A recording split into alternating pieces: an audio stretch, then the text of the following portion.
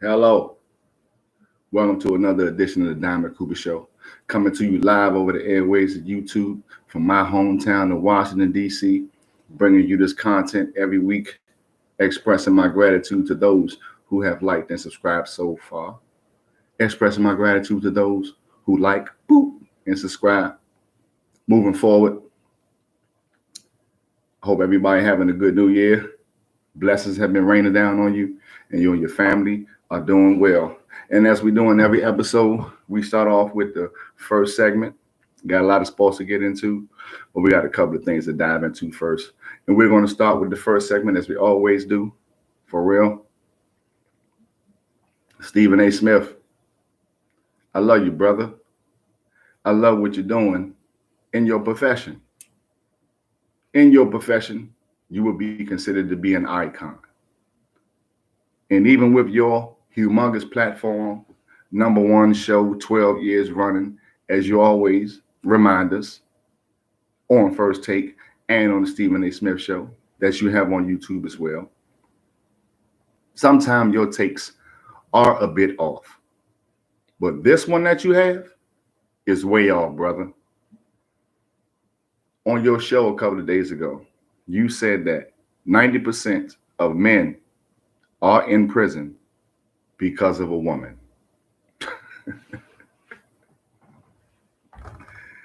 I don't know where you got this information from, Stephen A., but you way off. And for the ones who are watching, my listeners, my audience, Stephen A.'s reasoning for this was men go out of their way to impress women and puts us in compromising situations, and we wind up going to jail. Let me share something with you, Stephen A. I am a person who has done time in prison, the better part of 2 decades. So during the time when you were building this illustrious career as a writer and then an analyst, most of that time I was doing time. We know who are in the prisons with us. That's why they have what is called protective custody. And when you are in penitentiaries, medium highs more so than the lows in the camps, they have a certain section that they have to eat in, a certain table. And the table is so small that you can ask anybody who's actually done time in the feds. The people that we know that have done things domestic, that are pedophiles, that have rape charges, any of that, if they're allowed to even be on the compound, and depending on which compound you're on, because where I was just at in Hazleton, West Virginia, they tell you when you come in an orientation that if you put your hands on somebody, that's a rat, or you put your hands on somebody, that's a chomo.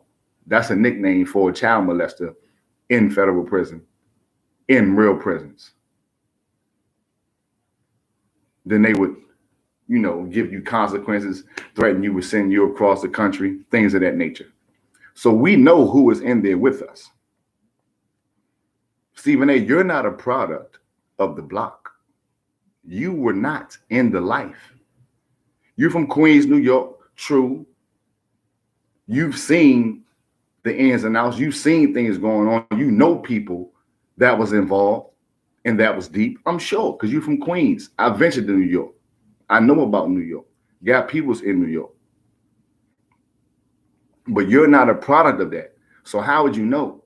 So to go on your platform and to put a number out there that is outrageous without any experience actually in the judicial system from a United States versus Stephen A. Smith standpoint, you wouldn't know, bruh. The only route for you would be statistics, right? Because you weren't there. So you would have to go off of some numbers. So let's look at some, shall we?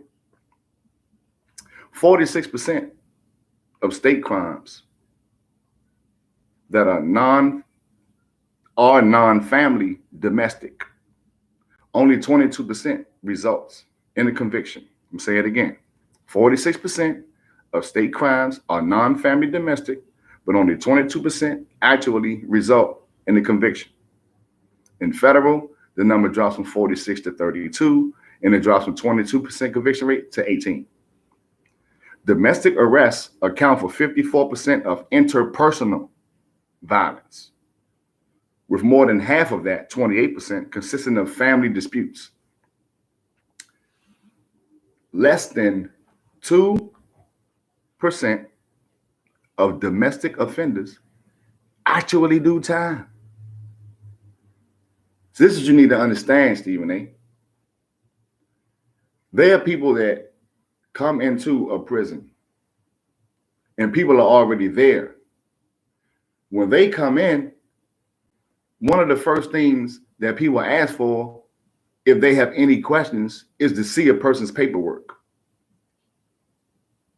Because once we see your paperwork, we know whether you are legit or you're not. Because if you're not legit, you can't walk this compound with guys who are legit. So to insinuate that 90% of brothers are in prison because of women is way off. Because the majority of people in prison is because of lifestyle. Now, drug offenses have the highest incarceration rate in federal prison, over 60%. And it's a close second to violent crimes in state, which is 62% to 57%. Violent crimes haven't dipped below 50% since the 80s. So when we get these platforms, we got to be careful what we're putting out there, because it's people who actually been in the situation, have been in prison. Most brothers are not going to prison because of a woman. Yes, there's cases here or there where someone did something reckless because of their emotion and what they was in, and it turned out sour. You know, she might have cheated or whatever the case might have been, and the guy done went ham. Yes, that didn't happen. Yes, it's happened. But to say that 90% of the brothers in prison is because we trying to impress women, brother, you tripping.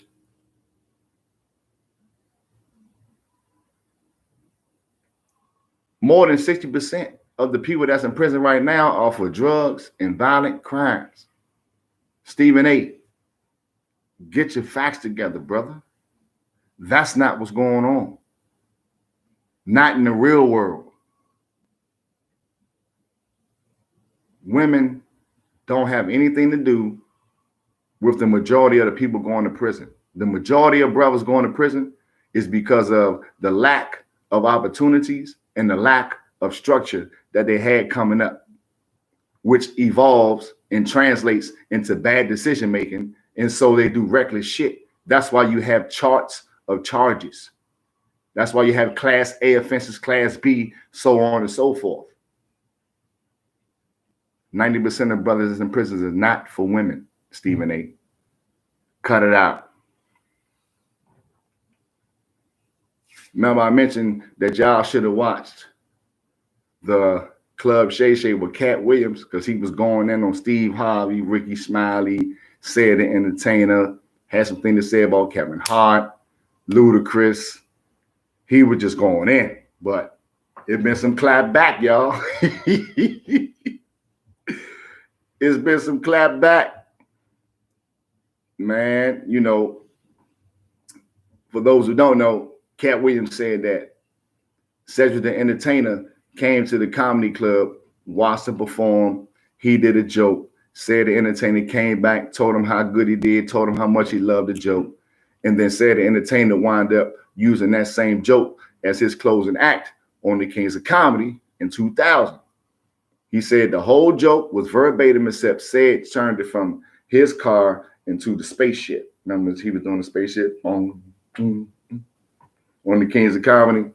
That's the joke Cat Williams said he stole. Said responded, and I quote, "Revisionist history. Regardless of whatever Cat's opinion is, my career can't be reduced to one joke Cat Williams claims is his. I've been in over 40 movies. My specials and brand speaks volumes for who I am. The people I had put on, including Cat in the Hat at the Gibson Amphitheater. Cat in the Hat was Cat Williams' name that he was using before he changed it to Cat Williams. Because when he was using the Cat in the Hat, the original copyright owners of the Cat in the Hat came at him and hit him with a cease and desist and let him know, you keep using this name, we're gonna hit your pockets. Copyright infringement type of things. Those who know about the business world, you know what I'm saying. If you don't know, if you use a name that is a popular name by somebody else and you start to get notoriety, they're going to come and make sure you don't get that notoriety off of their name because it's copyright infringement. They had the name first. They have the rights. Goes on to say, all that tough talk is corny as fuck. Cat had said that when Said was on Club Shay Shay, he had said he saw Cat 30 times. Cat said if he would have saw him, he stood up and was like, he'd have bust Said's stomach with a body shot. Bing. He said he'd have bust his stomach. So Said said all that tough talk is corny as fuck. I'm a grown ass man and none of that shit going to go like you think. You do you, and I got this over here. Everybody beefing on social media, man. Kevin Hart took kind of a different route. Kevin Hart said, gotta get that anger about you, champ. It's honestly sad. And then Kevin Hart went on to start promoting his new movie. I believe it's called Lift, coming out on Netflix next week, and left it at that. Luda, hold up, Toast. Luda did a whole 16 bars and then ended it like going on Cat. Because Cat was like, Luda and him was at one of these quote unquote Illuminati meetings, and it was put on the table. You get 200 million for 10 movies, but you got to cut out the sideburns with the point, beard type design and stuff like that, and everything. And it was Luda and it was Cat. And then he said that Luda, Steve, Ricky Smiley said all of them wound up with these funny face, light-skinned women and said that's part of what they get. Cat, I'm telling you, y'all gotta check it out, man. Cat is going in on this jump. And that's what Kevin Hart had to say. Luda did the whole freestyle going on him. But Ice Cube came out and kind of validated some of the stuff that Cat Williams was saying. And he said that also when it came to Ricky Smiley, that, comedians auditions for different parts. So Ricky Smiley did audition for the part of Money Mike. But Cube felt like after he saw, Cat, what Cat brought to the table, that Cat was perfect for the part. He also confirmed that Cat Williams did enhance the script, even though the script was already written. Cat did write more into the script and produce in the manners that he said. That's truth. Also, Cube said that he wouldn't have had like a blatant rape scene, like he didn't do in the Players Club. He was like, if it was going to be a rape and it was going to go down like that, it would have been in there. He said that wasn't, that was kind of misconstrued a little bit. But other than that, he basically, even though he said he wouldn't change his style and wouldn't put no blatant rape stuff in there, blatantly, he said outside of that, misconception a little bit, everything else is pretty much spot on. And he asserted his assumptions that the so-called fights and everything else didn't transpire, and he respected how Cat Williams spoke up for him. So all I can tell y'all is, man, I'm here to bring you content and also entertainment. And I'm going to tell you, you got to check it out. It's entertaining as hell. He is going in. I really wish that a lot of the news that we get, from these stars is more about collaborations than them going at each other. But I can't lie and say that sometimes when they beef, we grew up with rap beefs and stuff. I'm 44, I grew up in the 90s, late 80s, 90s.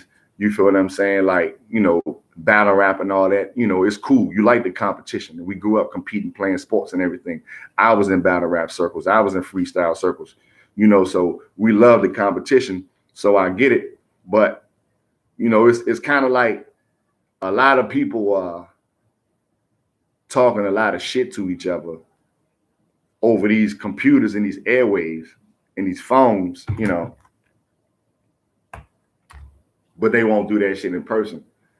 And that's why people lose a lot of credibility from brothers that actually go through those real situations. Like, y'all sitting here beefing over the wire. But when y'all see each other, you got security, you have a lot to lose, you have a lot to lose. So it's never really going to get to a point where y'all going to get in the boxing ring and duke it out. Y'all not going to throw hands. You know, y'all not going to really take that shit to the streets. So all this, I respect everybody's opinion, and whatever the truth is between them, they know the truth. All that old bullshit people be saying is his side, her side, then it's the truth. That's bullshit. There's only one truth. Sometimes one person's telling the truth and one isn't. And sometimes both people are fabricating. But at the same token, there's only one truth, no matter what one person or the other person tell you. And if you pay attention to the details, you'll find out what the truth is. If you understand anything about people, you'll find out what the truth is. And the truth is, even though it's entertaining to a degree and funny, we need to start building each other up, man. Stop beefing with each other, man. You know what I'm saying? It's going to get clicks. It's going to get people like myself talking about it because it's going on in the world, and that's what we do. But it's always a message involved too. And I believe instead of getting caught up on who doing what and how they did it, let's just focus on ourselves, building our brands and becoming better individuals ourselves. Because bickering back and forth, it ain't going to accomplish nothing. I mean, it might accomplish something, though, because controversy sells. So if it's about the money, I get it. But in all actuality, y'all ain't going to do shit to each other when you see each other. So it's really just a bunch of oxygen flowing for real. Hey, one more quick thing before I get into the sports for the night and get y'all these Jews, get you ready for the weekend. Did y'all see the dude that jumped over the judge's bench in Nevada? Oh my God. The dude was just standing there chilling, like on a t-shirt with Biggie on the front. He just chilling. White lady judge sitting there talking. She has her head down. He's standing there, and you can tell that he up to something because he started looking to the side, peeking this way, start looking. And then they switched the camera angle. So I didn't actually get to see him on the clip. Maybe y'all can find a different clip, but I didn't actually get to see like how he came around the table. But this brother leaped up over the judge's bench and grabbed her, tackled her, everything. Got to try to throw a couple of joints. And then the stenographer was the closest. The stenographer was the closest one there. Stenographer, the first one to grab him, taking her down. Before you know it, the stenographer throwing punches. Security come over there, the marshals, they throwing punches. He throwing punches back. He grabbing the judge. He keeps trying to hit the judge. They beat the snot out of him, though. It wound up being so many people on him. He missed his calling because for him to come from the table that fast, cat-like quickness, no marshal, nobody able to stop him, jump up over the bench, grab her. Y'all got to go look at this clip. Grab her up out their chair, everything, man. He missed his call. He should have been in one of them leagues, man. Or the Olympics or something. He could have did the high jump, you know, to go up over the pole. Could have did a long jump or something. Carl Lewis, long jump. He could have did something, man. With all that athleticism, man, woo, you missed your calling, bro. They beat the snot out of him. I ain't gonna lie. The judge is okay, but he won't be. It's the second time doing it too. He did it before. Man, come on, man. In the city, we already got us in cuffs. So I don't even know what they doing in Nevada because they got us in cuffs in DC. We already in cuffs, so we're not gonna. What we gonna do? Jump up that joint and fall on our face? We're not gonna make that. What we gonna do? Nothing. Oh my goodness, man! But I can tell you one thing: he won't be okay. Because whatever time he was facing, that move right there, they about to add to your time, buddy. You would have been a whole lot better off just taking whatever number they gave you. I mean, I don't know if they gave you life without parole. I don't know. I didn't get that information. But boy, oh boy, if you didn't, they gonna bust you in your head. Believe that. But I tell you, that shit was funny. Y'all gotta go check that clip out, man. The brother that jumped over the judge's bench in Nevada. Go check that thing out, man. All right. Starting off with the sports before we get into the matchups, just want to talk about a couple of situations going on with the coaches, man, because a lot of coaches are under scrutiny. Coaches coaching to keep a job, coaching to extend their jobs. But we had some good things happen this week. And starting with from the Las Vegas Raiders, Max Crosby and Devontae Adams. They showed ultimate support for Antonio Pierce. Some of y'all don't know Antonio Pierce is a former linebacker in the NFL, mainly known for being with the Giants when they knocked off New England when New England went 17-0. Well, 16-0 regular season, 18-0 counting the playoffs, then lost to the Giants in the Super Bowl. Miami, 17-0, 1972, straight undefeated. New England, 16-0, then was 18-0 counting the playoffs, then lost to the Giants. He was a linebacker for that team. Was also caught up in the situation with Plaxico Burress. When Plaxico Burress shot himself, and he made a questionable statement. But all in all, since he's taken over as the Raiders coach, they formed 6-1 against the spread. No, 6-2 against the spread. And they spoke up for him, man, and talked about how they believe in him, what he brings to the table, how he's a player's coach, and how they need that stability. And I love it, man, because Steve Wilkes, Carolina Panthers, they fired Matt Rule. They finished the season a little strong. Don't make the playoffs, but they finished strong, won some games. Let them go.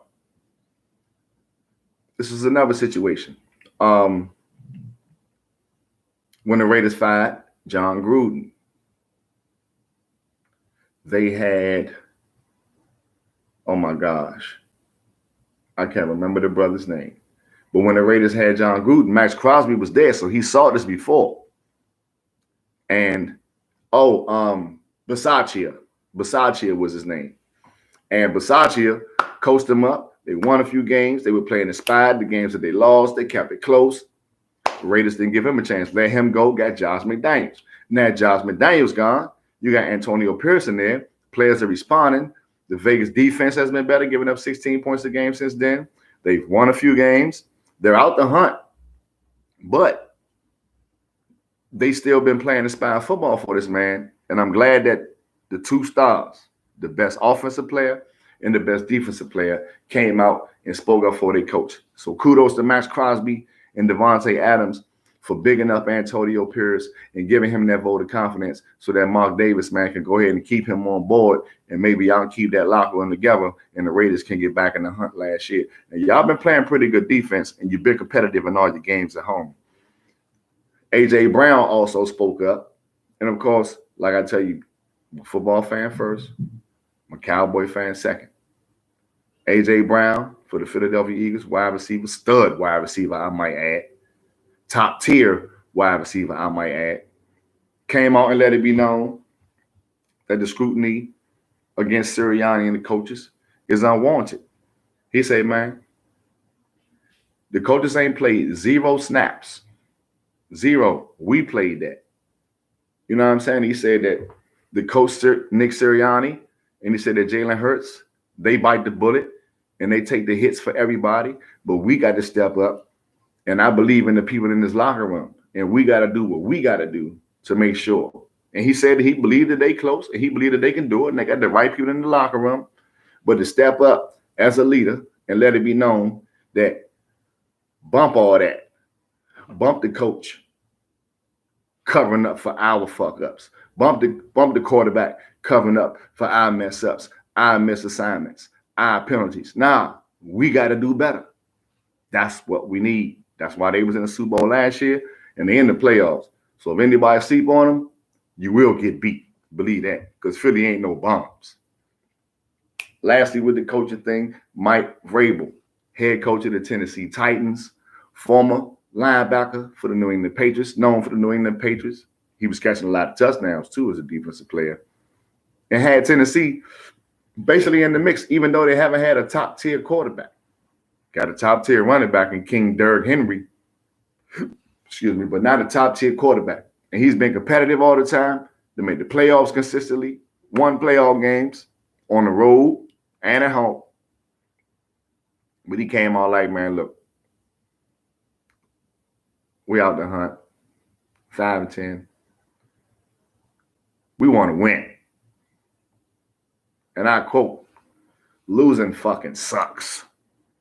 I want to win. Win for the guys in the locker room that are busting their asses every day. That's the type of coach you want to play for, man. For real. You want a coach that go out there and lets it be known, regardless of what our record is, I want to win. I believe in what the work that these guys are putting in. I believe that we should be getting better results. And even though we haven't gotten them, yeah, it sucks. I'm not going to sit up here and give you none of these cliches and, catchphrases and politically correct phrases. Nah, man, losing sucks, man. And I want to win. I could play for him. Could you? I could play for him. Because he letting everybody know. He letting the whole team know. They ain't got to say nothing. I'm letting it be known. Losing is unacceptable. So shout out to Antonio Pierce. Shout out to Mike Vrabel. Shout out to Nick Sirianni. The culture that y'all got, that y'all created, is why y'all been in the mix and why y'all gonna stay in the mix, man. We got the Pro Bowl rosters came out, y'all. Pro Bowl. I don't know how many of y'all interested. None of us really watch the game because they don't really take it serious anymore. But just for a note, San Francisco is number 1 with 9 players. Rightfully so. Tied for number 2 is the Cowboys in Baltimore with 7. But I'm going to just throw it out there just to see how y'all feel, see what y'all thinking. Josh Allen didn't make it in the AFC, but Tua, Lamar, Patrick Mahomes did. Y'all think Josh Allen got snubbed? On the NFC side, you got Brock Purdy, Dak Prescott, Matthew Stafford. I think that's pretty good. When you go to running backs on the NFC side, Christian McCaffrey, no-brainer. DeAndre Swift, Kyler Williams for the Rams. Okay. Anybody else in the NFC y'all think should have got in there as a running back? On the AFC running back, Raheem Mostert was going to be in there. He broke the record for rushing touchdowns for Miami with 21 touchdowns. He's going to be in there. James Cook for Buffalo. Definitely came on the second half of the season, did his thing. Derrick Henry, no argument there. Fullbacks, Kyle Juszczyk from San Francisco on the NFC. That's no surprise. Alex Engel for the Dolphins, AFC. That's no surprise. Wide receivers. Might get some feedback from y'all on this. Wide receivers. CeeDee Lamb, NFC. A.J. Brown, Mike Evans, and the rookie, Puka Nacua. What y'all think? I like it. I think Mike Evans has been underrated for years. On the AFC side, you already know who number 1, Tyreek Hill.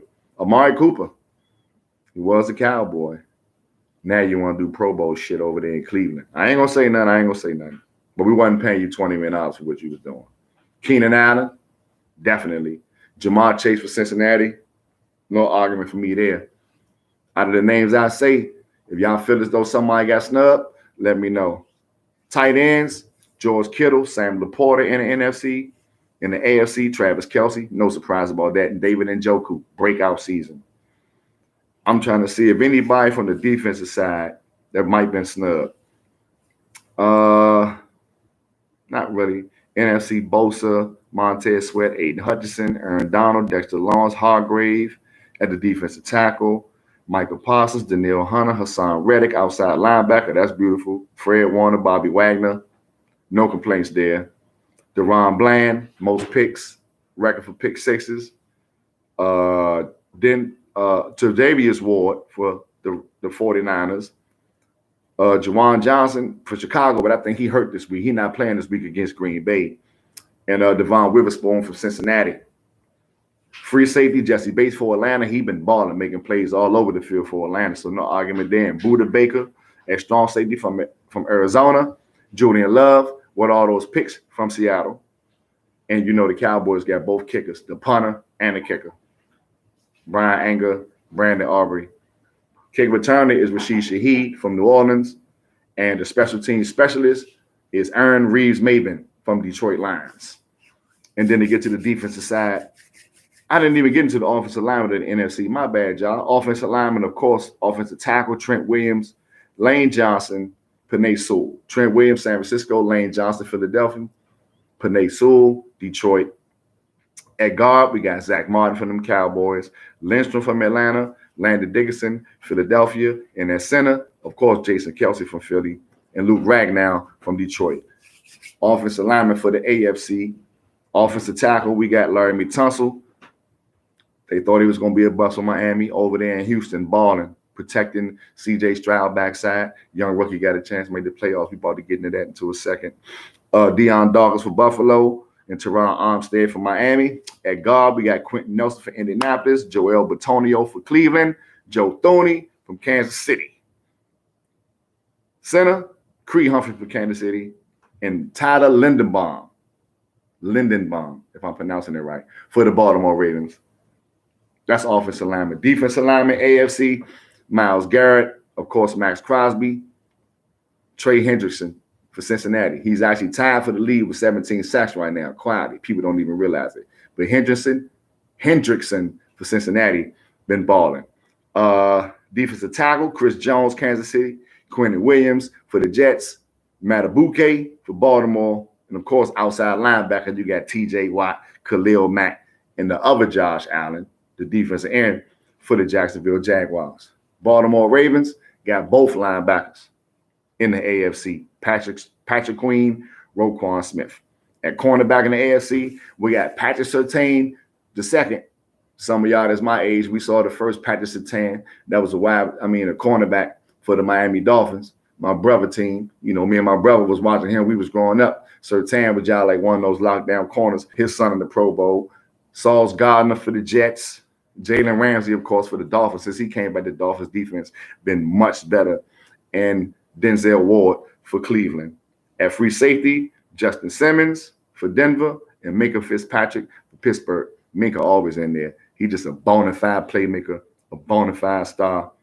Strong safety, Kyle Hamilton, beast. Young dog out of Notre Dame, young boy, just really touching the league, letting y'all know how he coming in. And y'all saw what he did against San Francisco. You saw what he did against Miami. Got hurt, everything. Still balling through it. Kyle Hamilton. Of course, Justin Tucker kicking field goals for the AFC. And A.J. Cole is the punter. Their return man is Marvin Mims Jr., young brother out of Oklahoma, wide receiver with the Denver Broncos. And the specialist is Miles Killebrew from the Pittsburgh Steelers. Those are your Pro Bowl starters. If somebody didn't make it that you think should have made it, feel free to comment. Let me know how you feel. Now it's time to get into the matchups for the weekend. And starting tomorrow, we got action. Baltimore not playing all their players. They got the number 1 seed locked up. They're home against Pittsburgh, getting 3 points. This is what you need to know. The underdog in the Pittsburgh-Baltimore matchup has covered 12 straight times. 12. Pittsburgh won 3 in a row at Baltimore, but by a total of 10 points. If you think Pittsburgh going to win, don't give up the points. It's a shaky one. That 3 is shaky. Might be a lockup number. Might wind up being one of those 16-13 games. So if you think Pittsburgh going to win it, but me personally, Tyler Huntley, a lot of playing time with Baltimore, familiar with the system. He played the last couple of years when Lamar got hurt, did a good job, was at the goal line and fumbled in the playoffs against Cincinnati last year. And Cincinnati took that fumble all the way to the house. Baltimore would have won that playoff game without Lamar Jackson. Mason Crosby had a couple of good weeks for Pittsburgh. I like Baltimore. Houston at Indianapolis. The winner is in. And if Jacksonville loses at Tennessee, if Jacksonville loses at Tennessee, the winner of the Houston and Indianapolis game wins the AFC South. But here's a little nugget that I'm going to give you.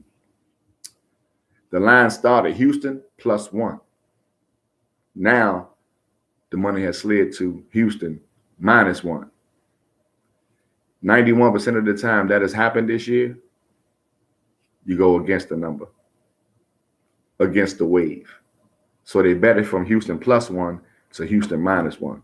So I'm telling you, Gardner Minshew, Jonathan Taylor, Michael Pittman Jr., the experience of the team, Quentin Nelson, take the Indianapolis Colts. Sunday, ooh, I love it, man. Playoff time. Atlanta and New Orleans.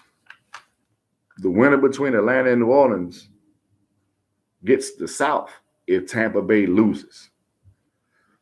If Atlanta loses, they're done. If New Orleans wins and Tampa Bay still wins, New Orleans still has a chance if Seattle and Green Bay lose. That's a 1 o'clock game, a lot on the line. If I was you, when it comes to games like this, Atlanta has stars and talent all over the place, but they're a young team. New Orleans has veterans that have actually played in these moments before. Take the New Orleans Saints. Cleveland and Cincinnati. Cleveland not really playing anybody. Joe Flacco, Miles. A lot of the players are not playing. There's nothing to really play for. However, Cincinnati is giving up a whole touchdown. I wouldn't be comfortable giving that up. Just letting you know.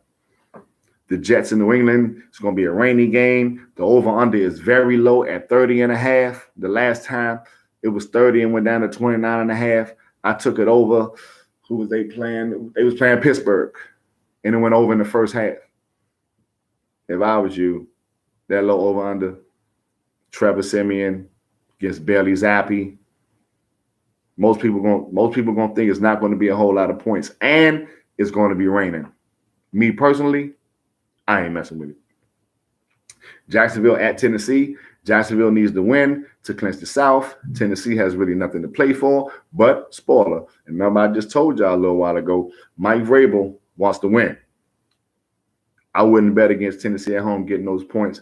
It's about pride. Some people playing for incentives. Some players playing for jobs. Got to be careful with that. Minnesota at Detroit. Detroit still has a chance, an outside chance to get the 2 seed, but they actually are playing early, and they're competing with the Cowboys and Eagles. You know, if the Cowboys win a division, or the Cowboys lose and the Eagles win a division, you know, that'll determine which one they get. So they're playing at the 1 o'clock window. I don't really think they're going to really play everybody. That's a dangerous game. Minnesota 4-0 against the spread as a road dog. 7-1 against the spread in road games this year at all.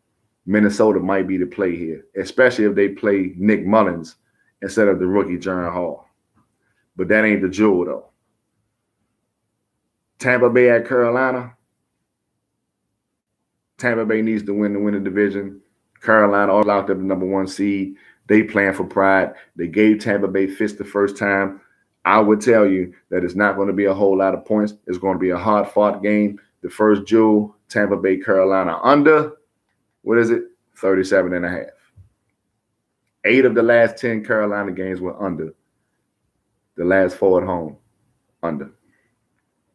Cowboys at the Washington Commanders. These are my boys. Hold on.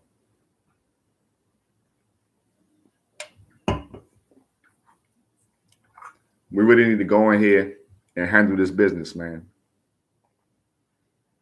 Sam Howell, we lost to Sam Howell last year. Not again, man. Not again.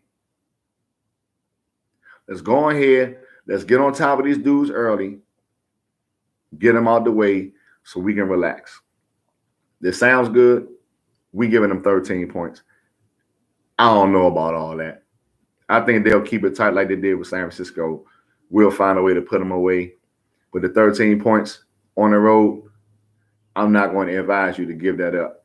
If you're a betting person, you're probably wise to take Washington with the 13, unless we come out with some type of vigor that I haven't seen in a while. And that'll make me feel good going into the playoffs. But until I see it, It is what it is. The Rams at San Francisco playing all backups. It's Carson Wentz starting for the Rams versus Sam Darnold for the 49ers. Not very interesting. The Rams are already locked in. San Francisco locked in number one. Not really much to get out of that. Philly at the Giants. It's another jewel. Take this game under. Take the Giants with the points. Philly 1-6 against the spread after a loss. 6 out of those 7 games were under. And the Giants covered 3 straight after a loss. And the Giants covered 7 out of the last 10 at home against Philly.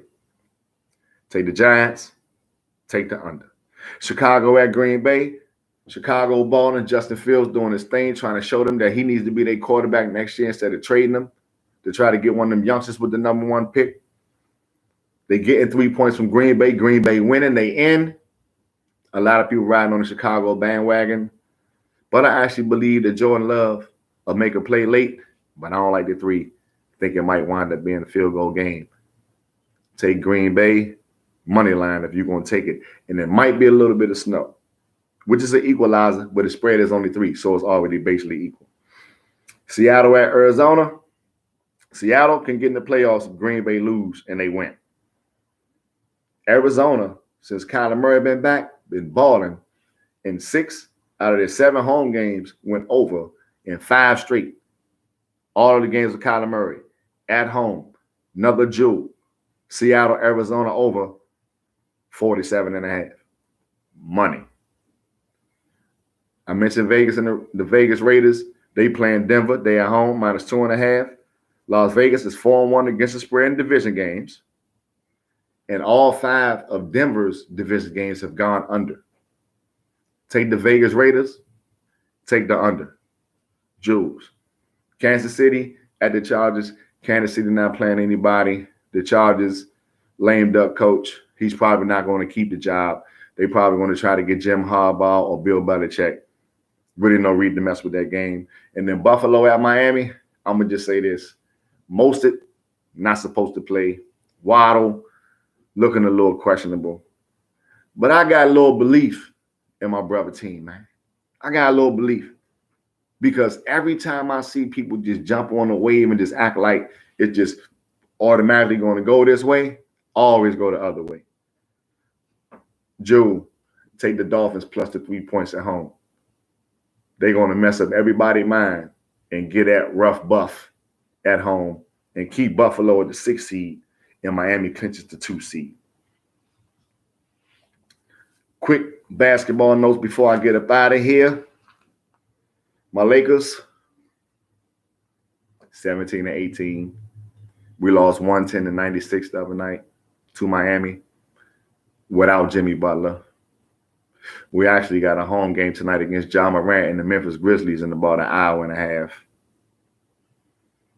We need to make a trade, man. Like Laker fans are.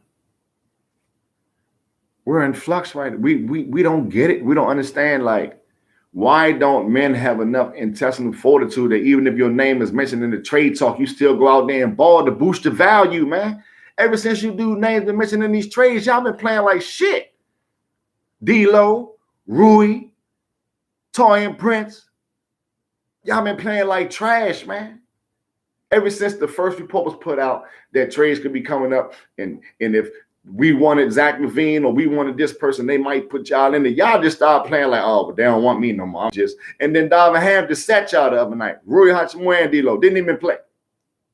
How these dudes not even get a chance to play? When you got Torian Prince, Vanderbilt, 0 points. How you gonna get starters minutes and you ain't getting no points? Come on, man. We need to trade, man, because these dudes giving up. AD balling out, playing like a monster, defensive player of the year candidate. LeBron balling out, 39 years old, cooking like he's 29. And the rest of y'all ain't showing up, man. We need y'all, man. Fuck. And did y'all see Joker half court bank shot last night? Beautiful thing, man. And Joker just during the off season, he used to be going to the farm just chilling. But I know he had a court somewhere, and he getting about 500 shots up, 1,000 shots. Because ain't no way you just going just chilling on the farm riding horses, and you come back on the court cooking like you cooking, dropping triple doubles and just doing whatever you want to do to dudes, man. Hitting half court shots. Man, the Joker, man, is for real. If y'all ain't hip to the Joker, go on your streamies, go on your apps, whatever, ESPN, check out when the Denver Nuggets playing, man, and watching Nikola Jokic play, man. It's not a game, man. This dude is amazing.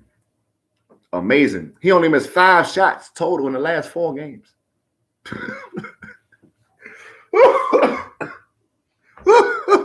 He missed 5 shots in the last 4 games, man. Ridiculous, man. Couple of shout outs, man, for good reason. I want to shout out my man Woody, doing big things out here. Had a good talk with him earlier. I'm going to get him on the show soon. And I start getting these guests. Make sure you hit that like. Make sure you hit that subscribe. Get these numbers up so I can start getting these guests on here, making it about us. So y'all can get y'all stories out here with me, and we can talk about some of these topics together. But I want to shout out Caitlin Clark and Angel Reese, man. Caitlin Clark is an outstanding point guard for the Iowa Hawkeyes in women's college basketball. And Angel Reese is one of the returning national champions, the Tennessee Volunteers from the LSU Tigers, my fault, LSU. And they doing what hasn't been done and what needs to be done for women's college sports, man. They getting the revenue coming in. Personality shine. Now they're bringing the revenue with the NIL. Caitlin Clark reported to get $777,000 this year NIL deals, and Angel Reese reported to get $1.7 million. They're getting this bag for women's college basketball and help spearhead an ESPN women's sports deal, network deal, 8 years, $65 million annually. So that means television rights for women's college sports games are going to be on ESPN annually, 8 years, $65 million. And the NIL endorsement deals that Caitlin Clark and Angel Reese are attached to, endorsed will be open for other young ladies that's coming up and trying to do their thing in the sports world, are with Reebok, Amazon, PlayStation, JanSport, Sports Illustrated Swimsuit, and Raising Cane. Shout out to the young ladies, man, out here doing their thing and creating a new trail for the young women coming up now to get their money, because we know when it comes to the professional leagues, it's unequal pay. The women in soccer, they went and they fought and they got some just due. But when it comes to the basketball, you know, it's a big gap. It's a big gap when it comes to the revenue. Man, thanks everyone for tuning in tonight. I appreciate it. I love you. I hope you love the content. Make sure you hit that like, boop. Hit that subscribe, boop. Tell your people to tell their people to holler at your boy. And I'm going to keep this content coming. Peace and love.